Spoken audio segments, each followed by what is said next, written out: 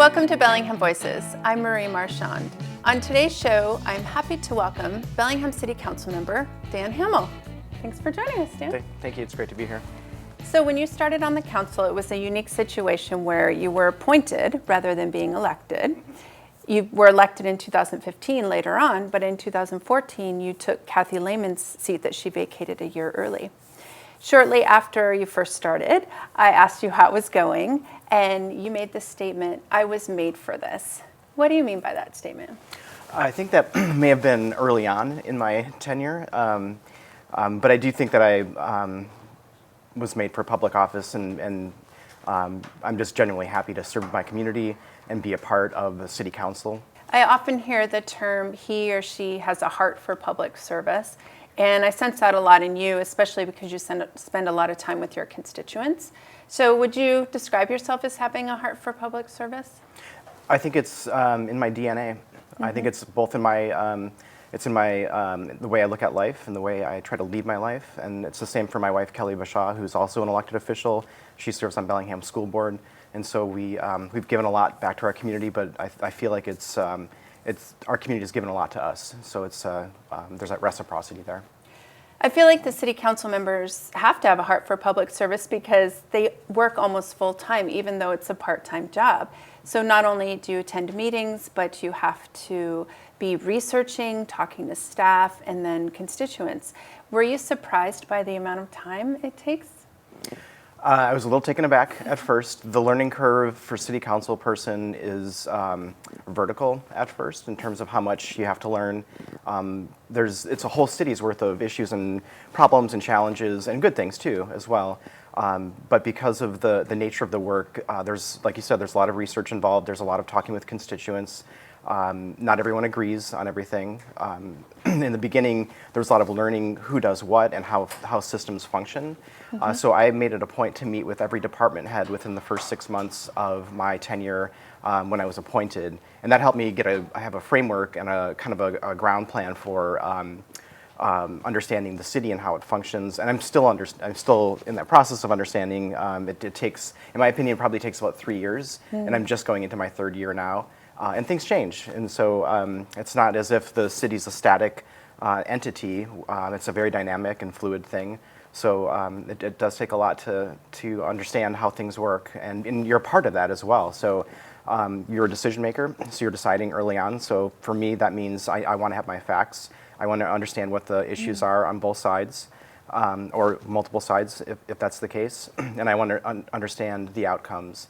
And I tend to have I guess my perspective is that I want everything that I do to be factually based as much as possible. I know that the people have opinions on subjects, but I want what I do to be based on facts and for there to be positive outcomes for the decisions that I make. Mm-hmm. You mentioned disagreement, and I was wondering what your style is when you approach disagreement. When you're talking to another council member, maybe individually, how you deal with that, and then also as a legislative body when there's disagreement. Most votes seem to be unanimous at 7-0, mm-hmm. but some of them aren't. So how do you deal with those two scenarios? And I don't know if it's conflict resolution. I don't know if it goes that far, but it's definitely there's some disagreement. Yeah, I don't think we've ever been at that stage or I personally have not been at that stage where it's conflict resolution. There's certainly been disagreements on issues, and I think that's where I tend to go is let's talk about the issue. It's not about the person or the person's attitude or perspective. It's more about what is the underlying issue here. I try to listen to the person fully. I try to understand why it is that they think a certain way, and try to come to some agreement. And sometimes that doesn't happen, so we have to agree to disagree. Mm-hmm. You mentioned the breadth of topics that you have to know about and everything that's going on in the city. So there's some projects that relate to public works, so bike lanes or repaving, and then there's the Arts Commission and public art, and then there's something as large as the waterfront redevelopment. So I'm wondering which projects that are coming up or happening now that you find most exciting. Well, I think just like you mentioned, the waterfront project, I've lived here for almost 30 years, and when I was here earlier, GP was there operating and functioning as an employer, And for years and years, it's not been the case. And so I'm very excited to see the development of the waterfront, the redevelopment of the waterfront. And we're starting to get there now. And it's I'll be an old man by the time we're finished, but I think that we're getting underway. So that's very exciting. I'm also excited to see how we grow on the northern end of our community. So when we eventually take in UGAs and how we build out the northern end of Cordata and what that means for our schools and what that means for our residents in the Cordata area and other neighborhoods in the north. So what I would like to see would be neighborhoods that that have a distinct feel to them, that are safe for bicyclists and pedestrians, and that are enjoyable for people to walk around and go to parks and access goods and services in the northern part of our community. Mm-hmm. I'm really excited about the large park that's going in there. I don't know how many acres it is that the city recently bought, maybe a year and a half ago, and I'm really excited about that going in there. Yeah, I think that's going to be a gem in the northern end of our community. Each year at its annual reorganization retreat, the City Council votes on who will be on which boards and committees throughout the community. So you're on the Museum Society Board right now, and then the Incarceration Prevention and Reduction Task Force. And that one seems that you're very passionate about it. And I'm wondering, first of all, where that passion has emerged from. And also, you visited a number of cities throughout the state to try to find out how their diversion programs could apply to Bellingham. So maybe you could talk a little bit about that, how those models could apply to Bellingham. Sure. Well, my interest in incarceration prevention and reduction came from studying the issue when I was in college. And when I was in college, there were 1 million people in prisons and in jails across the country, just over 1 million. Now there's over 2 million people in prisons and in jails. So in my opinion, we've gone the wrong direction. I think that there are opportunities to intervene and prevent, and I think early is better. I think that once people become justice involved, when they become involved in the criminal justice system, it's more difficult to get them extracted from that. But as it stands, that's how our community has chosen to address the problem. So I serve on the Incarceration Prevention and Reduction Task Force. I served on the Legal and Justice Committee for a year, and now I'm over on the Behavioral Health Committee. And sort of as a part of that, I'm working with the hospital, with the Opportunity Council, with Whatcom Alliance for Healthcare Advancement and the Whatcom County Health Department on a project called GRACE, which is ground level, all one word, response and coordinated engagement. And that program seeks to work with people who use our systems far more than they should, or use them in appropriate ways. So that would be, for an example, would be our community paramedic program. So Bellingham has a great, completely innovative program, in my opinion, called Community Paramedic Program. That's Jeff Brubaker. And so he'll go around and work with patients who might be seeking treatment at the emergency department for chronic illness, which might be more appropriate for that patient to see primary care physician. So Jeff will go out and work with that individual or those individuals to get them kind of pointed in the right direction for the care that they need. So if we took that model and we applied that to our police department and our courts and the hospital, what would that look like? So we could reduce, my 3 lenses that I look through are victim harm reduction, cost savings to systems, whether they be opportunity costs or actual financial cost savings, and then transforming the lives of individuals that are impacted by the criminal justice system. So those are the 3 lenses that I try to look through when I visited Spokane and Shoreline and Everett and Seattle and looked at their programs. We're not unique in that respect. Each community has its own issues in slightly different ways, but Bellingham does have individuals that could be whose help could be more appropriately given, maybe through maybe substance use disorder treatment or maybe mental health illness treatment. And so with those 2 categories, I think that we can have significant reductions in our jail, and also having those folks be not in jail or not wrapped up in the court system, And so, another good example of that is our electronic home monitoring program, which I voted to support and have been closely monitoring to look at its successes. And we just had a report yesterday from Darlene Peterson at Courts that we've saved over $300,000 by using those ankle monitoring devices so that a person can go to work, not lose their housing, go to school if they're going to school, pick up their kids from school. That's critical. And then keeping those folks out of the criminal justice system means that we all save dollars, but more importantly, it's the right thing to do. Mm-hmm. Speaking of community paramedic program, we had Jeff Brubaker on Bellingham Voices last year to talk about the program, along with a case manager that he works with in the community. And the numbers that he's reported out about the decrease in calls and the decrease in costs and the increase in people, like you're saying, getting the care that they need specific to themselves are really astounding. Yeah, I mean, the community paramedic program, my understanding is that it saves, it's like basically preventing a fire station from shutting down for half of a year. That's the amount of calls out that prior to community paramedic that our crews had to go out and work with these individuals. And so when they were doing that, they were not responding to other emergencies and other crises. So I think that when I talk about opportunity cost savings, I mean, it's an opportunity to maybe save another person's life by providing a care system that's more appropriate to that individual. Mm-hmm. Or a new fire engine or something, or a new firefighter or something like that. Those costs that you have to work with in the budget as a council person. Right. I mean, I think that's one of my biggest concerns is our level of service provision discussions that we're having at the council level for services in the next few years. I know that's kind of a wonky way of saying we want to be able to have a fire department crew at your house if your family member's having a medical crisis.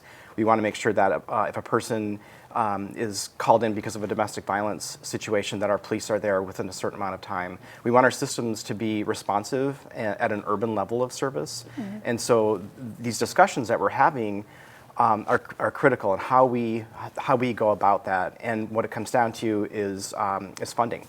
And so in our community, for example, in kind of another area, we have an affordable housing crisis in our community. So as all you have to do is look out the window to know that rents are on the rise, house prices are on the rise. There's virtually no movement between if a person wants to move or needs to move because of maybe a domestic violence situation.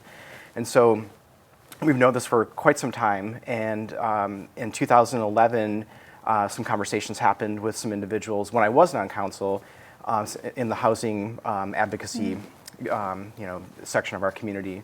And in 2012, we put before voters the Bellingham Home Fund, the housing levy that over the course of 7 years, it raises $3 million per year over 7 years, so $21 million.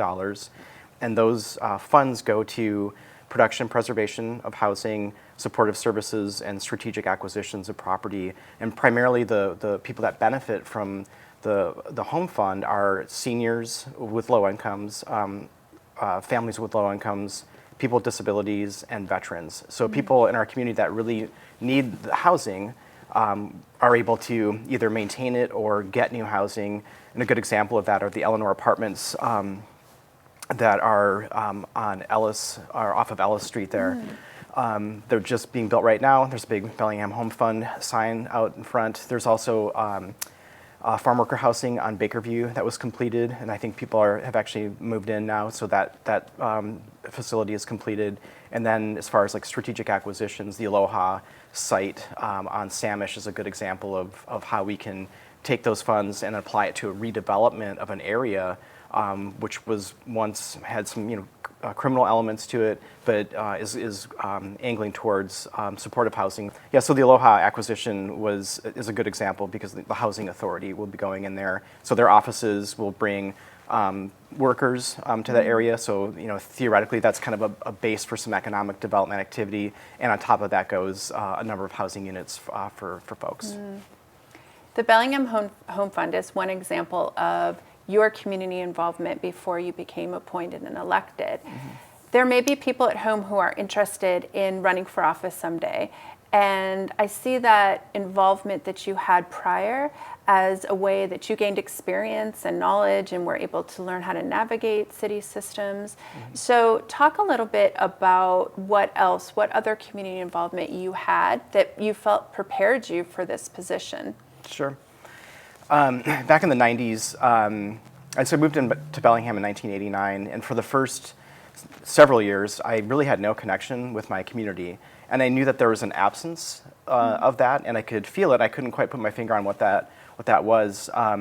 But after quitting a job and going to school at the community college, living in some shared housing in the York neighborhood, there was this very peculiar incident that happened where a gentleman was stealing food from people's homes in the York neighborhood, and this got me kind of interested in, why would an individual come in, not take anything of value, but would take some food?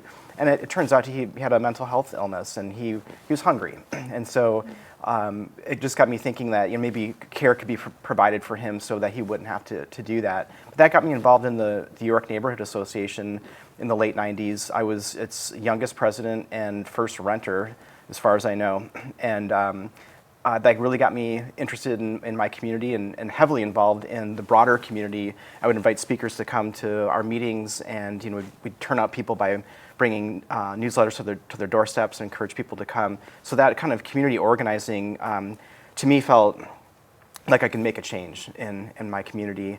And that led to me being involved in many political campaigns over the course of the next 16 years. So I've either run or managed or worked on everything from school board campaigns to state senate campaigns and everything in between. And through that type of involvement, I became more and more aware of how our political system in Whatcom County works, as well as some city and county systems. After that, I joined the Community Development Advisory Board in 2011 and volunteered on that board, became its chair just prior to taking the appointment for City Council. Mm-hmm. You worked at the Volunteer Center for many years. Mm-hmm. What was your job there, and what did you learn about the Bellingham community through your job? Well, the Volunteer Center was an eye-opener in terms of understanding and learning that our community gives back far greater than the national average. We make most cities look like they're standing still when it comes to volunteerism. We volunteer at a much higher rate. To me, people in Bellingham really do want to give back, and they care about their community. They want to help other people. They have interest in the environment or animals, and they really just have a sense of altruism and care when it comes to being involved in the community. When I was at the Volunteer Center, I was a program director. I had a pretty free rein in what I could do there. So I worked mostly with volunteers that were under 55 years of age. And I worked a lot with students. I had office hours at Western. I worked with international students at Whatcom Community College, worked with people with disabilities and finding them appropriate volunteer jobs. I co-founded Bellingham Whatcom Project Homeless Connect in 2008. That event provides significant amount of medical and general services for people who are experiencing homelessness in our community, as well as engaging, now it's thousands of volunteers have come out and hundreds of service providers on one day at Bellingham High School is where we hold it. And those community members are exposed to people who are living unsheltered, living in their cars or in tents, or maybe staying at the Mission or another transitional or emergency shelter. I think it's really eye-opening for people to understand that homelessness isn't like one particular thing or one particular person. Mm-hmm. It has lots of different faces. And what I found from that event was that people would, the most common word to describe their experience at that event was transformative. That they came in maybe thinking one way, but left thinking a different way. And I hope being more compassionate. I'm certain that that's the case in almost every circumstance. Also, while I was at the Volunteer Center, I co-founded House to Home Network, which is the country's only virtual furniture bank. So the Opportunity Council and the Volunteer Center were looking at ways to provide furniture and household donations to people who had just gotten housing through our community's rapid rehousing program.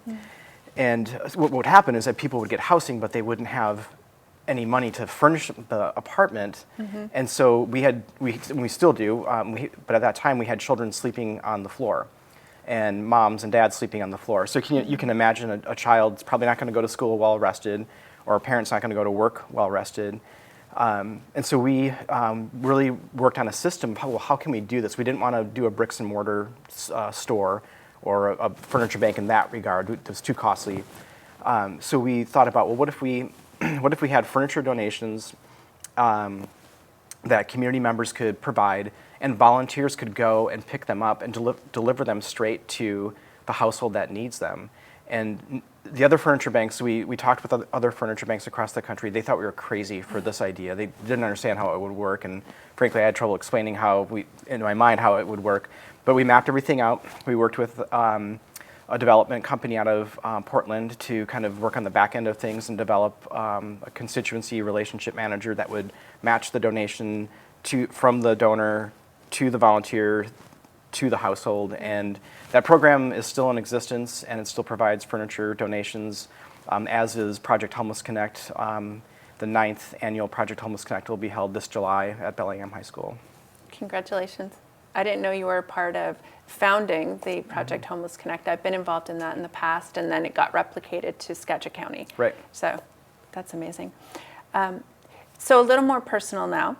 I'm wondering how you got into being a documentarian. I think people will find that really interesting, that you make films. And what subjects do you cover in your films?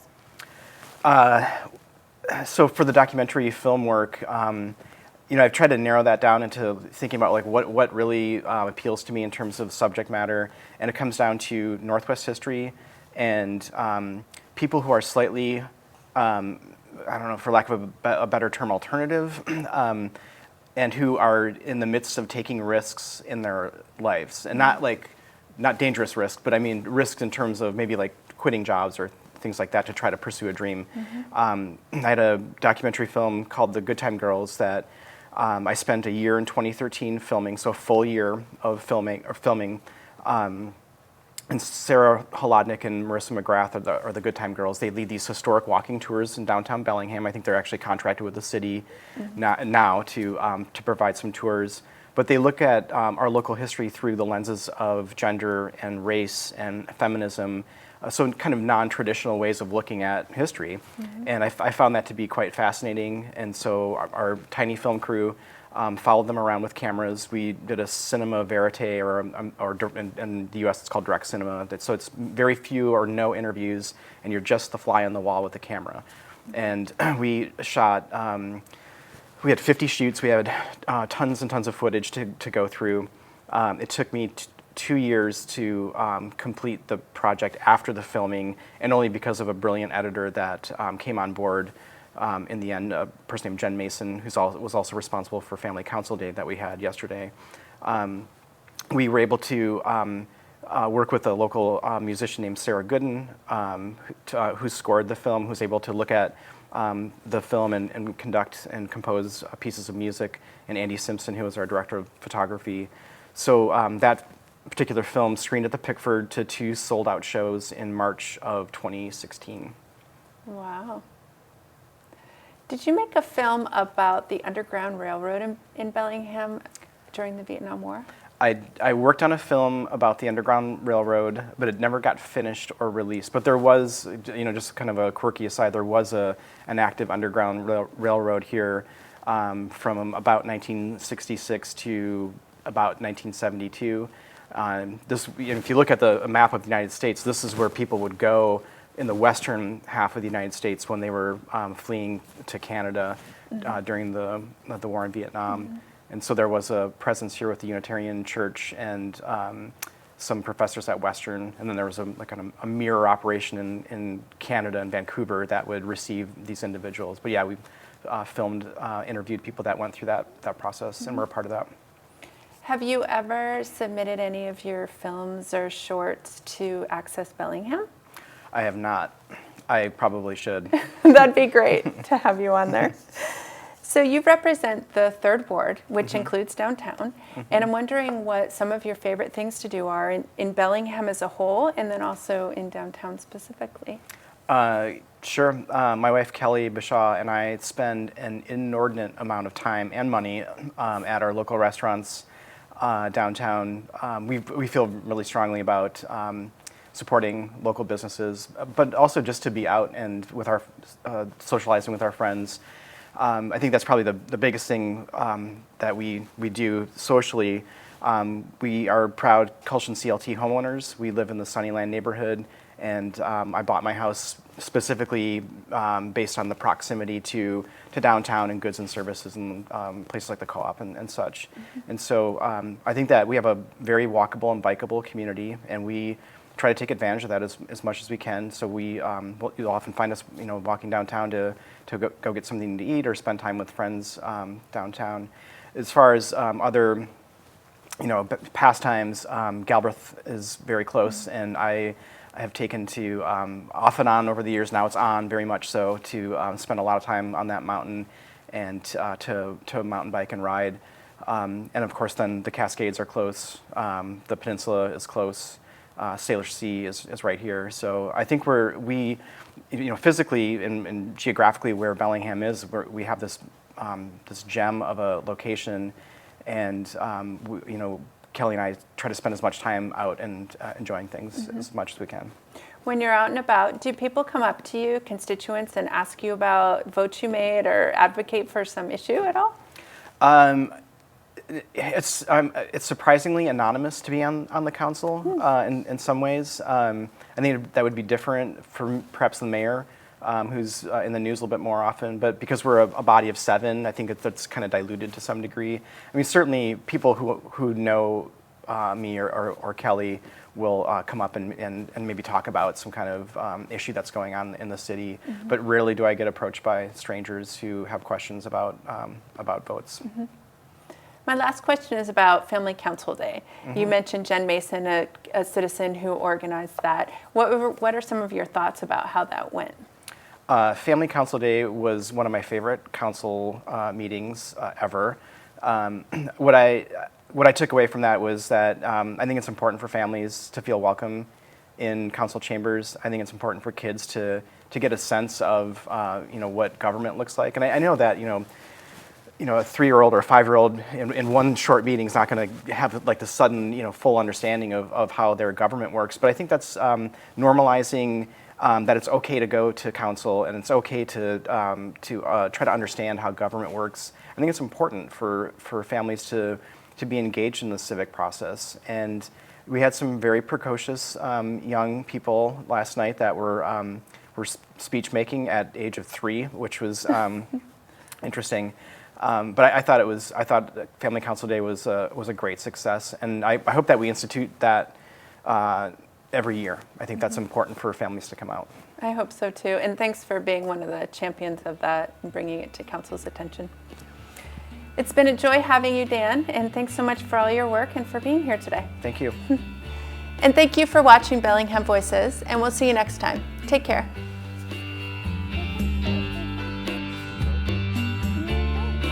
Okay, thanks. Getting going is hard.